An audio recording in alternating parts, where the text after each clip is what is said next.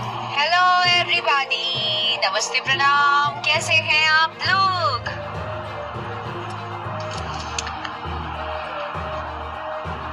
लोगों के आने का इंतजार है।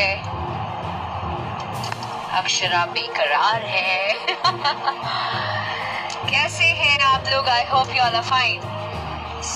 एक अरसे के बाद मैं फिर से लाइव आई हूँ आप लोगों से मिलने के लिए, बिकॉज बहुत टाइम हो गया था। एंड मैं सबसे पहले बता देना चाहती हूँ कि कल बहुत ही खूबसूरत दिन था गाइस, और मेरा मतलब दिल मैं क्या बोलूँ, मुझे इतना अच्छा लगा है कल।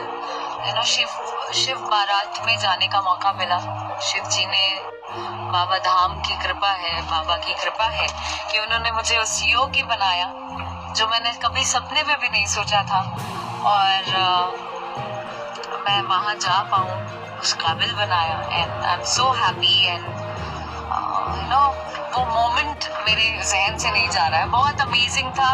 बहुत से लोग आए थे और पूरा देवघर जुटा हुआ था।